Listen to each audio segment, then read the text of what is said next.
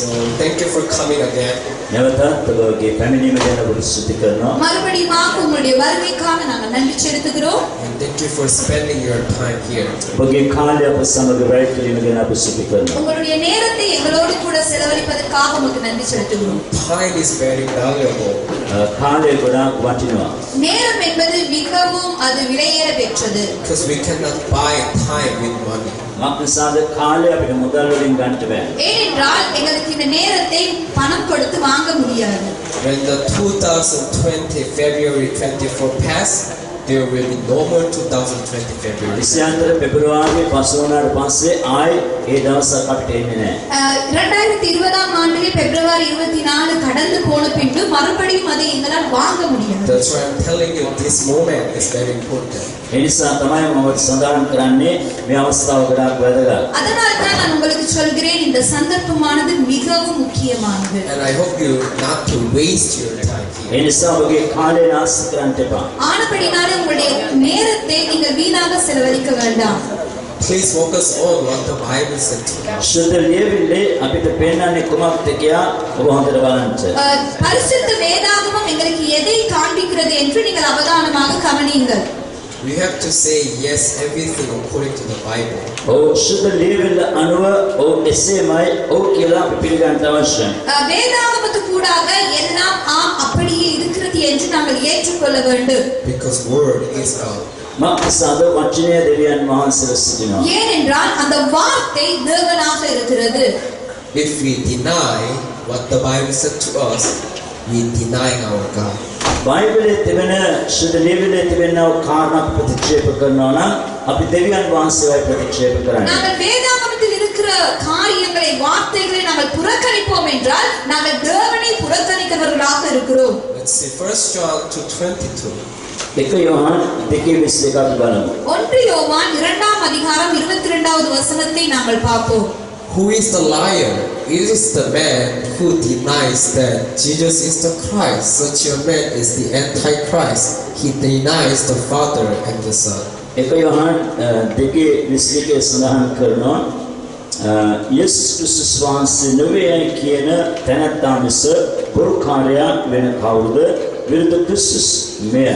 එනම් පියාණන් වහන්සේ සහ පුත්‍රයන් වහන්සේ එපා කරන තැනැත්තාමය.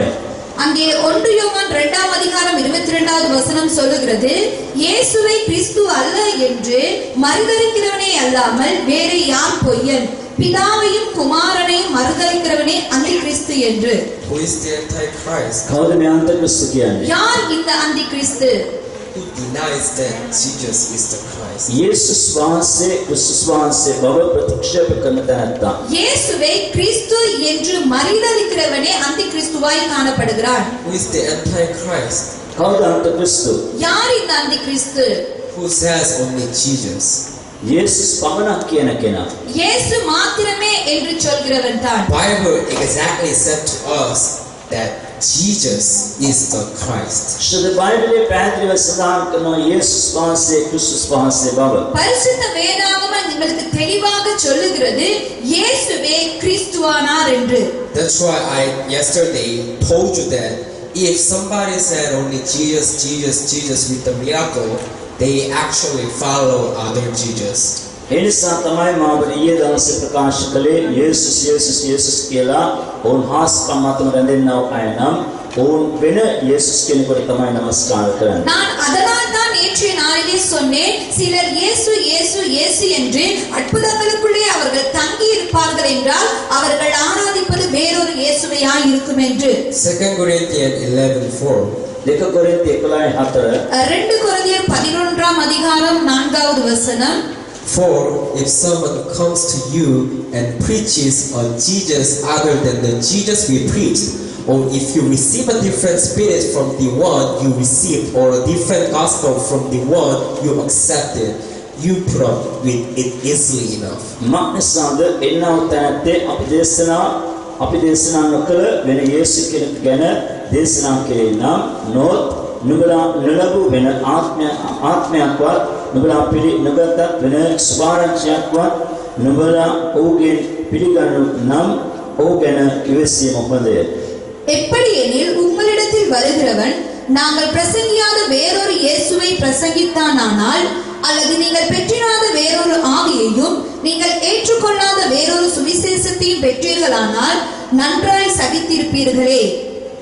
Who said this Bible verse? කවුද මේ බයිබල් පදයේ සඳහන් කරන්නේ? யார் இந்த வேத வாக்கியத்தை கூறியவர்? Who says 2 Corinthians? දෙක කොරින්ති කවුද සඳහන් කරන්නේ? 2 கொரிந்தியரை யார் எழுதியிருந்தார்? Apostle Paul. පෞල්තුමා. அப்போஸ்தலனாகிய Pavul. And what did Apostle Paul say to the people? දැන් පෞල්තුමා ඒ සෙනගට මොනවද කියන්නේ? இப்பொழுது பவுலானவர் அந்த ஜனங்களை பார்த்து என்னத்தை சொல்ல வருகிறார்? Acts 17:3. ක්‍රියා 17:3. அங்கே அப்போஸ்தலர் 17ஆம் அதிகாரம் 3வது வசனம். Apostle Paul said, "This Jesus I am proclaiming to you is the Christ." ක්‍රිස්තුස් දුක් විඳින්නට මේ මම සඳහන් කරන්නව යේසුස් තමයි ක්‍රිස්තුස් වහන්සේ බව සඳහන් කරනවා. அங்கே அவர் நான் உங்களுக்கு அறிவிக்கிற இந்த இயேசுவே கிறிஸ்து என்றும் காண்பித்தார். Acts 18:5. ක්‍රියා 18:5. அப்போஸ்தலர் 18:5 சொல்லப்படுகிறது, Paul devoted himself and he preached to the Jews that Jesus was the Christ. පෞල් තමා කැපවීමක් ඇතුව යේසුස් වහන්සේ ක්‍රිස්තුස් වහන්සේ බව දේශනා කරමින් සිටියා. பவுல் ஆவியிலே வைராக்கியம் கொண்டு இயேசுவே கிறிஸ்து என்று யூதருக்கு பிரஸ்தாபப்படுத்தினார். 2 Corinthians 11:4. Who said it? දෙක කොරින්ති 11 කවුද සඳහන් කරන්නේ? 2 கொரிந்தியர் புத்தகத்திலே யார் அதை கூறியிருக்கிறார்? Apostle Paul said it. පෞල් තමා සඳහන් කරන්නේ. அங்கே அப்போஸ்தலனாகிய பவுலே அதை கூறியிருக்கிறார். Acts 17, Acts 18. What did Apostle Paul say? ක්‍රියා 18 මොකක්ද පෞල් තමා සඳහන් කරන්නේ? அப்போஸ்தலர் 17ஆம் அதிகாரம் அப்போஸ்தலர் 18ஆம் அதிகாரத்திலே பவுல் எதை கூறுகிறார்? He never said only Jesus, but Jesus is the Christ. ඔව් යේසුස් කියලා නවතින්නේ නැහැ. නමුත් යේසුස් වහන්සේ ක්‍රිස්තුස් වහන්සේ බව ඔබ ස්ථිර කරනවා. அவர் அங்கே இயேசு என்று அங்கே நின்று விடாமல் இயேசுவே கிறிஸ்து என்று அவர் சிஷ்டாங்கப்படுத்துகிறார். That's why Bible said there is other Jesus. ඒ නිසා තමයි මේ ශුද්ධ ලේවිල සඳහන් කරන්නේ තමත් යේසුස්ලා ඉන්න පුළුවන් කියලා. அதனால் தான் இந்த வேதாகமம் எங்களுக்கு கூறுகிறது இன்னும் இயேசுகள் இருக்கலாம் என்று. Who is the other Jesus? කවුද මේ වෙන යේසුස්ලා කියන්නේ? யார் இந்த மற்ற இயேசுகள்?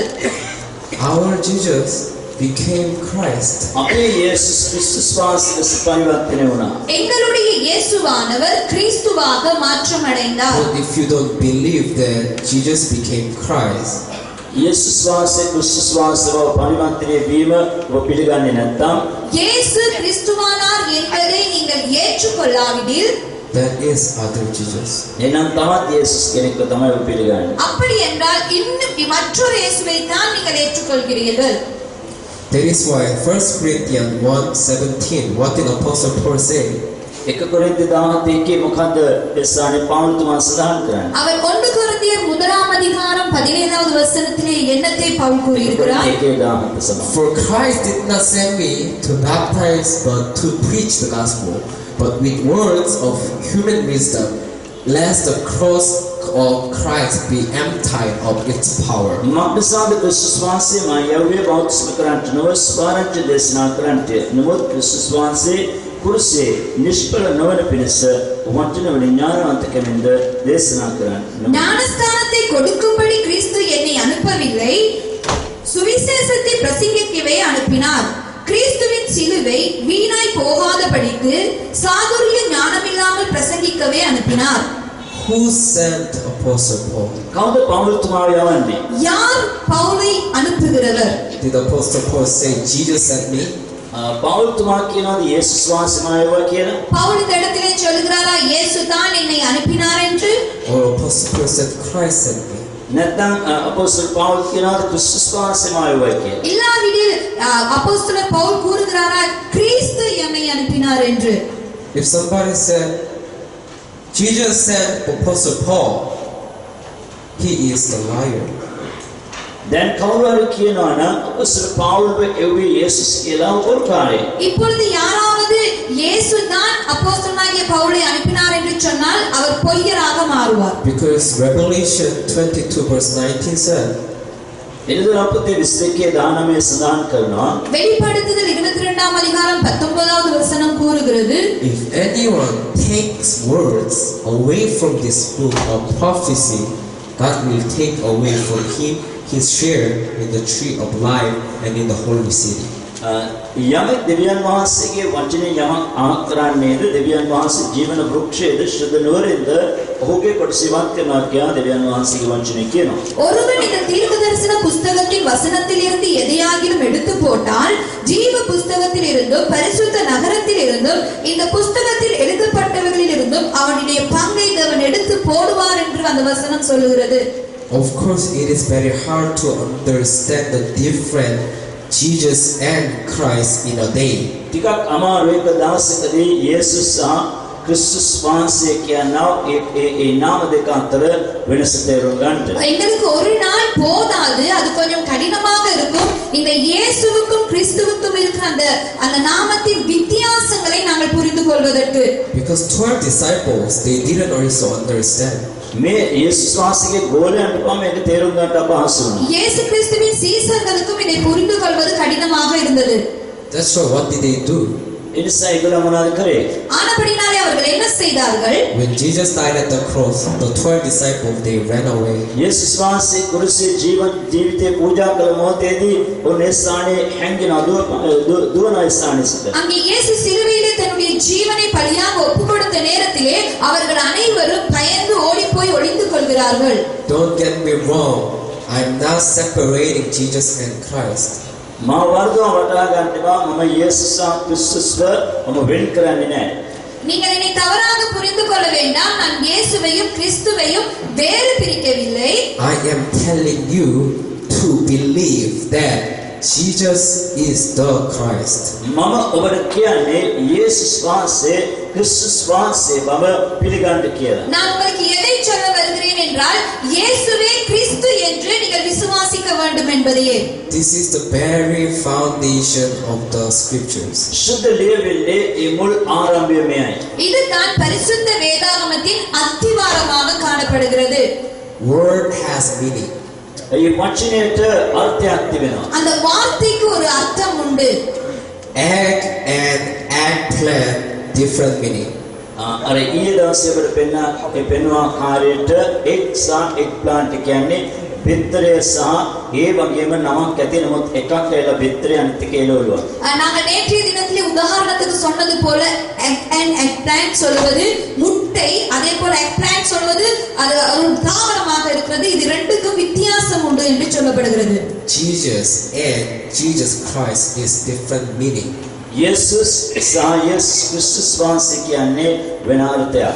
இயேசு அதே போல இயேசு கிறிஸ்து என்று சொல்லும் பொழுது அது வேறொரு அர்த்தத்தை கொள்கிறதாய் காணப்படுகிறது. If we cannot find out the differences between Jesus and Christ, we will never understand about the scriptures. යේසුස් සහ යේසුස් ක්‍රිස්තුස් වහන්සේ කියනවා මේ වෙනස අපිට වටහා ගන්නට බැරි නම් සුද්ධ ලියවිල්ල අපිට තේරුම් ගන්නට අපහසු වෙයි. இயேசுவுக்கும் இயேசு கிறிஸ்துவுக்கும் இருக்கிற இந்த வித்தியாசத்தை நாங்கள் புரிந்து கொள்ளாவிட்டால் பரிசுத்த வேதாகமத்தை நாங்கள் அறிந்து கொள்வது அரிதாக காணப்படும். Galatians 2:16.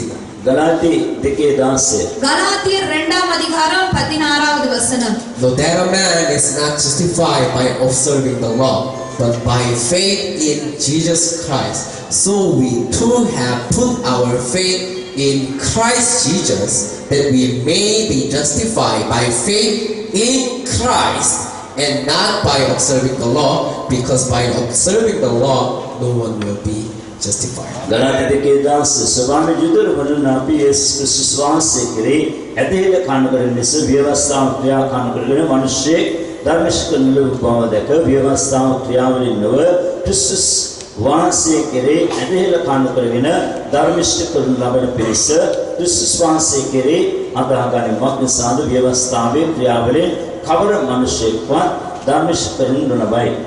தமிழ் பைபிளிலே 15ஆம் அதிகார வசனத்திலிருந்து வருகிறது, புறஜாதியாரில் பிறந்த பாவிகளாய் இராமல் சுபாவத்தின்படி யூதராய் இருக்கிற நாமும் இயேசு கிறிஸ்துவை பற்றி விசுவாசத்தினாலே அன்றி நியாயப்பிரமாணத்தின் கிரியையினாலே மனுஷன் நீதிமானாக்கப்படுவதில்லை என்று அறிந்து நியாயப்பிரமாணத்தின் கிரியையினால் அல்ல கிறிஸ்துவை கிறிஸ்துவில் பற்றும் விசுவாசத்தினாலே நீதிமானாக்கப்படும்படிக்கு கிறிஸ்து இயேசுவின் மேல் விசுவாசிகளானோம்.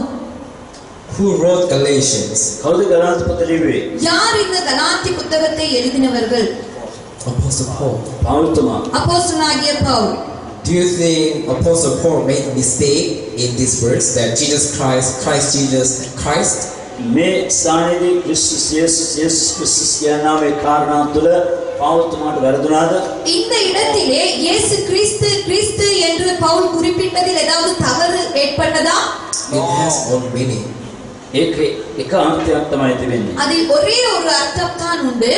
They are same person, එකම තැන වහන්සේ. ஒரே தேவனானவர், but different meaning. නමුත් අර්ථය වෙනස්. ஆனாலும் கூட அதில் விளக்கங்கள், அர்த்தங்கள், வித்தியாசங்கள் இருக்கிறது. Let's go to Galatians 5:24. ගලාති 5:24. கலாத்தியர் 5ஆம் அதிகாரம் 24வது வசனம். Those who belong to Christ Jesus have crucified the sinful nature with its passions and desires. තවද ක්‍රිස්තුස් වහන්සේට අයිති තැනැත්තෝ මාංශය එහි ආශා සහ තෘෂ්ණා සමග කුරුසියන ගැසුවෝය. கிறிஸ்துவின் உடையவர்கள் தங்கள் மாமிசத்தையும் அதன் ஆசை இச்சைகளையும் சிலுவையில் அறைந்திருக்கிறார்கள். How can you explain to your church if you do not know differences between Jesus Christ and Christ Jesus and Christ? ඔබගේ සභාවට ඔබ කොහොමද කාරණා පැහැදිලි කරන්නේ? ඔබම තේරුම් ගන්නේ නැත්නම් ක්‍රිස්තුස් සහ යේසුස් ක්‍රිස්තුස් වහන්සේගේ ඒ වෙනස දන්නේ නැත්නම් உங்களுடைய சபைக்கு நீங்கள் எப்படி போதிப்பீர்கள்? இயேசுவுக்கும் இயேசு கிறிஸ்துவுக்கும் இருக்கிற வித்தியாசத்தை நீங்கள் புரிந்து கொள்ளாவிட்டால் Do you think Apostle Paul made mistake here? ඔබ හිතනවාද පෞල්තුමා මේ ස්ථානේ වැරද්දක් කළා කියලා? நீங்க நினைக்கிறீங்களா இந்த இடத்துல பவுல் ஏதோ ஒரு தவறை செய்து விட்டார் என்று? Did Apostle Paul follow his emotion to write down the Bible? මේ බයිබලයේ ලියන විට පෞල්තුමා හැංගීම්බරව ඉඳලාද තමා සුදු ලියවිලා ලිව්වේ? இந்த வேத பகுதியை எழுதும் பொழுது பவுலானவர் உணர்ச்சி வசப்பட்டு தானா இந்த பகுதியை எழுதினார்? Do you know how the Jewish people wrote down the scriptures? ඔබ දන්නවද යුදෙව් සෙනග සුදු ලියවිලා ලිව්වේ කොයි ආකාරයෙන්ද කියලා? உங்களுக்கு தெரியுமா யூத மதத்தவர்கள் இந்த பரிசுத்த வேதாகமத்தை எப்படி எழுதினார்கள் என்று? First they took a shower. ප්‍රථමයෙන් ඕන් හොඳට නෑවා. அவர்கள் முதலாவது தங்களை நன்றாக அவர்கள் குளித்து சுத்தம் செய்து கொள்வார்கள். And they prayed to God for many hours. ඉන්පස්සේ පැය ගණනාවක් ඔන් දෙවියන් වහන්සේගේ පොළේ ආඥාවෙන් සිටිනවා. அதன் பின்பதாக மணித்தியாலங்களாக அவர்கள் தேவனுடைய சமூகத்திலிருந்து ஜெபத்தில் இருப்பார்கள். And then when they feel their emotion and their mind is empty, they start to write the scripture. ඉන්පස්සෙ තමන්ගේ සිත, තමන්ගේ මනස, තමන්ගේ ජීවිතය සියල්ල හිස්සුනාට පස්සෙ තමයි තමා දෙවියන් වහන්සේගේ වචනේ ලියන්න පටන් ගන්න. அதன் பிறகு அவருடைய மனம், சிந்தனை, அவர்களுடைய எல்லா காரியங்களும் வெறுமையான பிறகுதான் அவர்கள் தேவனுடைய வார்த்தையை எழுதுவதற்கு வருவார்கள். That's why 2 Timothy 3:16. 2 තිමොතේ 3:16 තමයි මෙහෙම කියන්නේ. 2 தீமோத்தேயு 3:16 நிமித்தமாகத்தான் இப்படி சொல்லுகிறோம். All scriptures is God-breathed and is useful for teaching. All scripture is written by God. හැම ලියවිලක්ම ලියා තිබෙන දෙවියන් වහන්සේගේ ආනුභාවයෙන් ලියා තිබෙන වහන්සේ විසින් தேவ வாக்கியங்கள் எல்லாம் தேவ ஆவியினால் அருளப்பட்டிருக்கிறது. தேவனுடைய மனுஷன் தேறினவனாகவும் எந்த நற்கிரியைகளை செய்ய தகுதியுள்ளவனாயும் இருக்கும்படியாக. What did I say yesterday? ඊයේ දවසේ මම මොනවද කිව්වේ? நேற்றைய நாளிலே நான் என்ன காரியத்தை சொன்னேன்? I ask you to focus on the scriptures. මම ඔබට ඊයේ දවසේ ඔබගේ අවධානය සුදු ලියවිලකේ යොමු කරන්න කියලා. நான் நேற்றைய தினத்திலே சொன்னேன், உங்களுடைய அவதானத்தை நீங்கள் இந்த பரிசுத்த வேதத்துக்கு நேராக திருப்புங்கள் என்று. You don't need to believe me. මාව විශ්වාස කරන්න අවශ්‍ය වෙන්නේ නැහැ. நீங்கள் என்னை விசுவாசிக்க வேண்டிய தேவையில்லை. I'm a Korean. I'm just human being. මම සාමාන්‍ය මිනිසෙක්, මම කොරියානු මිනිසෙක්. நான் ஒரு சாதாரண மனுஷன், நான் கொரியா தேசத்தை சேர்ந்த ஒரு மனிதன். But you have to believe the word. නමුත් ඔබ වචනේ විශ්වාස කරන්න අවශ්‍යයි. ஆனாலும் நீங்கள் வார்த்தையை விசுவாசிக்க வேண்டும். Because word is God. මක්නිසාද ඒ වචනේ දෙවියන් වහන්සේ සිටින නිසා. ஏனென்றால் இந்த வார்த்தை தேவனாக இருக்கிறபடியினாலே. And the word is never telling us Jesus only, but Jesus Christ our Lord. වචනේ සඳහන් කරන්නේ යේසුස් පමණක් කියනමුත් යේසුස් ක්‍රිස්තුස් වහන්සේ අපේ ස්වාමීන් වහන්සේ බව සඳහන් කරනවා. வார்த்தை எங்களுக்கு தெளிவாக கூறுகிறது இயேசு மாத்திரமல்ல இயேசு கிறிஸ்துவே எங்களுடைய தேவனாக இருக்கிறார் என்று. So 1 Corinthians 2:14. 1 கொரிந்தி 2:14. 1 கொரிந்தியர் 2ஆம் அதிகாரம் 17வது வசனம்.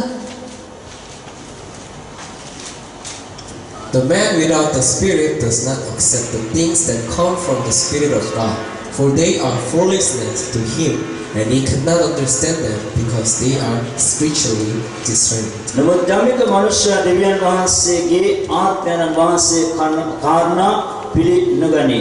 ඒවා ඔහුට මෝඩකමය. ඒවා ආත්මික ලෙස විමසිය යුතු බැවින් ඒවා දැනගන්නට ඔහුට බැරිය. 14வது வசனம். ஜென்ம பாவமான மனுஷனோ தேவனுடைய ஆவிக்குரியவர்களை ஏற்றுக்கொள்ளான். அவைகள் அவனுக்கு பைத்தியமாய் தோன்றும். அவைகள் ஆவிக்கேற்ற பிரகாரமாய் ஆராய்ந்து நிதானிக்கப்படுகிறதினால் தான் அவைகளை அறியவும் மாட்டான். And next verse. ඊළඟ පදේ. அடுத்த வசனம் சொல்லுகிறது, The spiritual man makes judgment about all things, but he himself is not subject to any man's judgment. නමුත් ආත්මික තැනැත්තේ සියල්ල විමසයි. නමුත් ඔහුම කිසිවෙක් විසින් විමසනු ලබයි. ஆவிக்குரியவன் எல்லாவற்றையும் ஆராய்ந்து நிதானிக்கிறான், ஆனாலும் அவன் மற்றொருவனாலும் ஆராய்ந்து நிதானிக்கப்படான். And next verse. ඊළඟ පදේ. For who has known the mind of the Lord that he may instruct him? But we have the mind of Christ. මක්නිසාද ස්වාමීන් වහන්සේට උගන්වන පිණිස උන්වහන්සේගේ සිත ගැන දැනගත්තේ කවුද? නමුත් අපට ක්‍රිස්තුස් වහන්සේගේ සිත ඇත්තේය. கர்த்தருக்கு போதிக்கத்தக்கதாக அவருடைய சிந்தையை அறிந்தவன் யார்? எங்களுக்கோ கிறிஸ்துவின் சிந்தை உண்டாயிருக்கிறது. What mind do we need to have? මොන වගේ මනසක්ද අපිට අවශ්‍ය වෙන්නේ? எங்களுக்கு எப்படிப்பட்ட சிந்தை இருக்க வேண்டும்? Mind of Jesus or mind of Christ? ක්‍රිස්තුස් වහන්සේගේ මනසද නැත්නම් යේසුස් වහන්සේගේ මනසද? இயேசு கிறிஸ்துவின் சிந்தை எங்களுக்கு இருக்க வேண்டுமா? கிறிஸ்துவின் சிந்தை எங்களுக்கு இருக்க வேண்டுமா? What does Bible say to us? මොනවද බයිබලය අපිට කියන්නේ? வேதம் எங்களுக்கு எதை சொல்லுகிறது? Mind of Christ. ක්‍රිස්තුස් වහන්සේගේ සිත කියලා සඳහන් කරනවා. கிறிஸ்துவின் சிந்தை என்று குறிப்பிடப்பட்டுள்ளது. See, Philippians 3:21. පිලිප්පි 3:21. பிலிப்பியர் 3ஆம் அதிகாரம் 21வது வசனம். Who by the power that enables him to bring everything under his control will transform our lowly body so that they will be like his glorious body. සියලු දේ පවා තමන්ට යටත් කරන්නට පුළුවන් වන බලය ලෙස උන්වහන්සේ අපේ පහත්කමේ ශරීරය තමන් වහන්සේගේ තේජස්වී ශරීර සමානව පිණිස ඒවා වෙනස් කරනවා ඇත. அவர் எல்லாவற்றையும் தமக்கு கீழ்ப்படுத்திக் கொள்ளத்தக்கதாக தம்முடைய வல்லமையான செயலின்படியே நம்முடைய அற்பமான சரீரத்தை தம்முடைய மகிமையான சரீரத்துக்கு ஒப்பாக மறுரூபமாக்குவார். Who is the lowly body? කවුද මේ පහත් වූ ශරීරය කියලා සඳහන් කරන්නේ? இந்த இடத்திலே அற்பமான சரீரம் என்று யாரை குறிப்பிட்டுள்ளது? We have the lowly body. අපි තමයි පහත්කමේ ශරීරය. நாங்கள் தான் அந்த அற்பமான சரீரத்துக்குரியவர்கள். How about Jesus? යේසුස් කියන්නේ කවුද? இயேசு என்பவர் யார்? He had the lowly body. උන්වහන්සේට ඒ මහත් ඒ කියන්නේ යටත්කමේ ශරීරයක් තිබුණා. இயேசு என்று சொல்லும் பொழுது அவருக்கும் இந்த அற்பமான சரீரம் இருந்தது. But after the resurrection, නමුත් ඒ මරණයෙන් නැගිටීමෙන් පස්සෙ ஆனாலும் அந்த மரித்தோரிலிருந்து அவர் எழும்பின பின்பதாக when Jesus became Christ, යේසුස් වහන්සේ ක්‍රිස්තුස් වහන්සේ ලෙස පරිවර්තනය වුණාන් පස්සෙ இயேசுவானவர் கிறிஸ்துவாக மாறியதன் பின்பதாக he did not have the lowly body. ඒ පහත්කමේ ශරීරයක් උන්වහන්සේට තිබුණේ නැහැ. அவருக்கு ஒரு அற்பமான சரீரம் அதன் பின்பு காணப்படவில்லை. But the glorious body. නමුත් මහිමාන්විත නැත්නම් තේජාන්විත ශරීරයක්. அதன் பின்பதாக ஒரு மகிமையான சரீரம் அவருக்கு இருந்தது. You know why I'm telling you Christ, Christ, Christ? ඇයි මම ඔබට මේ ක්‍රිස්තුස් කියලා සඳහන් කරන්නේ? நான் ஏன் உங்களுக்கு கிறிஸ்து கிறிஸ்து கிறிஸ்து என்று நான் சொல்லுகிறேன் என்றால், If we do not understand Christ, the glorious body, our lowly body will not be transformed into glorious body. අපි ක්‍රිස්තුස් විශ්වාස කරන්නේ නැත්නම් අපගේ මේ ශරීරය ඒ මහිමාන්විත ශරීරය ලෙස වෙනස් වෙන්නේ නැහැ. நாங்கள் கிறிஸ்துவை விசுவாசிக்க விட்டால் எங்களுடைய இந்த அற்பமான சரீரம் மகிமையான சரீரமாக மாற முடியாது. Do you think are we going to bring this lowly body to heaven? මේ පහත්කමේ මේ ශරීරය අපි ස්වර්ගයට ගෙනියන්න යනවාද? இந்த அற்பமான சரீரத்தை எங்களுக்கு பரலோகத்துக்கு எடுத்துச் செல்ல முடியுமா? Do you think we are going to aid, we are going to put in heaven? ඔබ හිතනවාද අපි ඔයලා කාලේ මේ ඔක්කොම ලෝකේ කරන දේවල් ස්වර්ගය කරන්න යනවා කියලා? நீங்க நினைக்கிறீங்களா நாங்கள் சமைச்சு சாப்பிட்டு கழிவுகளை அகற்றுவது போல எல்லா காரியங்களையும் பரலோகத்தில் செய்ய முடியும் என்று? That's why I'm telling you, Jesus needed to die at the cross to become Christ to enter the heaven. ඒ නිසා තමයි යේසුස් කුරුසයේදී පූජා වෙලා ක්‍රිස්තුස් ලෙස පරිවර්තනය වෙලා තමයි ඒ ස්වර්ගයට ගියේ. ஆனபடினால்தான் இயேசுவானவர் அவர் சிலுவையிலே மரித்து அவர் கிறிஸ்துவாக மரணத்திலிருந்து உயிர்த்தெழுந்து அவர் பரலோகத்துக்கு எழுந்தருளினார். Let's say we are going to out of the earth. අපි මේ ලෝකයෙන් ඈත් වෙනවා කියලා හිතන්න. நாங்கள் இந்த உலகத்தை விட்டு கடந்து செல்கிறோம் என்று நினைத்துக் கொள்ளுங்கள். Without any protection. කිසිම ආරක්ෂාවක් නැතුව எந்த ஒரு பாதுகாப்பும் இல்லாமல் What will happen to our body in the space? අපි ඒ ස්ථානෙට ගියාට පස්සේ අපේ ශරීරෙට කුමක්ද වෙන්නේ? நாங்கள் அந்த இடத்துக்கு போன பின்பு எங்களுடைய சரீரத்துக்கு என்ன நடக்கும்? Raise your hand if you know the answer. ඔබ දන්නවද උත්තරේ? දන්නවා නම් අත උස්සන්න. உங்களுக்கு அதற்கான பதில் தெரியும் என்றால் நீங்கள் உங்களுடைய கரங்களை உயர்த்துங்கள். Do you know? You don't know? ඔබ දන්නවද? உங்களுக்கு தெரியுமா? Our body will be exploded. අපේ ශරීරය නිකන් පිපිරේ. எங்களுடைய சரீரம் அப்படி வெடிச்சு சிதறிடும். That's why you can see the NASA picture, right? ඒ නිසා තමයි නාසා පින්තූරය අපි දකින්නේ. அதனால தான் அந்த நாசா அந்த புகைப்படத்துல நாங்க பார்க்கிறோம். What are they wearing in the space? මොනවද ඒගොල්ලන් ඒ වගේ ස්ථානයක ඇඳගෙන සිටින්නේ? அவங்க அங்க வான்மண்டலத்துல இருக்கும்போது என்ன மாதிரி உடைய உடுத்தி இருக்காங்க? They are wearing a protection. තමන්ගේ ශරීරය ආරක්ෂා කරන්න පුළුවන් වූ වැස්මක් තමයි දාගෙන සිටින්නේ. அவங்க தங்களுடைய சரீரத்தை பாதுகாத்துக் கொள்ளக்கூடிய ஒரு கவசத்தோடு முகமூடியோடு கொடுத்து அந்த உடையை அவங்க அணிந்திருக்கிறாங்க. Do you think with this lowly body can we enter the heaven? මේ සාමාන්‍ය ශරීරයක් එක්ක අපිට ස්වර්ගයට යන්න පුළුවන්ද? இந்த அற்பமான சரீரத்தோடு கூட எங்களுக்கு பரலோகத்துக்கு போக முடியுமா? No. කිසිසේත් බැහැ. ஒருபோதும் அது முடியாது. Let's go to Genesis 6:3. උපත්ති 6 වෙනි පරිච්ඡේදයේ 3 වෙනි පදයට යමු. ஆதியாகமம் 6ஆம் அதிகாரம் 3வது வசனத்துக்கு நாங்கள் கடந்து செல்வோம். Then the Lord said, "My spirit will not contend with man forever, for he is mortal. His days will be 120 years." ස්වාමීන් වහන්සේ මාගේ ආත්මය මනුෂ්‍යයා සමග සදාකාල විවාද කරන්නේ මක් නිසාද? ඔහු මාසේ එසේ නමුත් ඔහුගේ කාලය 120 අවුරුද්දක් වන්නේය. அப்பொழுது கர்த்தர் என் ஆவி என்றென்றைக்கும் மனுஷனோடே போராடுகிறதில்லை, அவன் மாம்சம் தானே, அவன் இருக்கிற போகிற நாட்கள் 120 வருஷம் என்றார். God's spirit cannot be with us with this body, lowly body.